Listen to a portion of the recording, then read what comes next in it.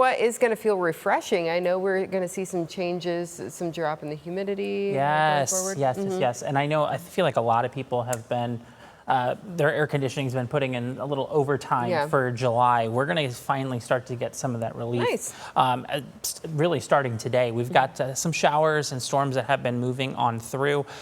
We can see right around the area, we've got still some darker clouds out there, but we did have some showers, storms moving through really probably about 6 to 7 a.m. this morning.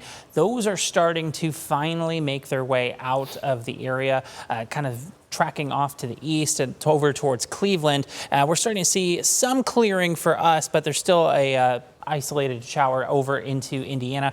That we could still deal with those showers as we get over the next couple of hours. But in general, we're starting to see things kind of improve across the metro area. With that cold front that's moving in, it's actually starting to provide a bit of relief as well for air quality. Notice that haze that has been in the upper skies the last couple of days. We're starting to see at least some clearing conditions back off to the west. So that is a sign of what's to come. It's much better air quality for most of us. Severe weather threats as that front is moving on through. That's going to stay well off to our south and east, most likely going to impact areas further down towards Cincy, Columbus, just to the south of Cleveland. For us, though, we're really dealing with our main impact just the last couple of hours, which is just brief heavy downpours, maybe a higher wind gust. And I know that Ryan Weekman said earlier this morning there was a shower that had some small hail contained within it, but that's going to be about it for us. The rest of the day, trying to have a little bit of development on the backside of that front as it's moving on through. We'll have to watch because I think the rain zapped a good amount of that energy, but maybe a few isolated showers for the next couple hours heading into the afternoon and evening, but then we turn clear on the back side of it, and we have a pleasant week ahead as conditions really start to dry out.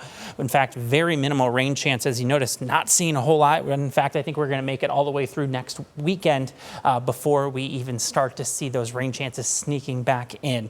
We're talking about that fresher air that's starting to work its way in, that cold front. Look at that, dropping conditions way down into the dry category for those dew point values.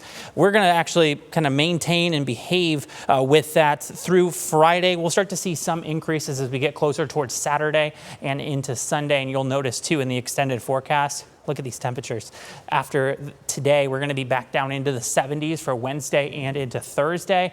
We're going to climb back up into the 80s, getting closer to this coming weekend. Back to near 90 on Sunday. Then those rain chances will begin to sneak back in as we head into the first half of next week, starting to get towards the end of July and officially near the start of August. But not a shabby forecast as we're looking at it.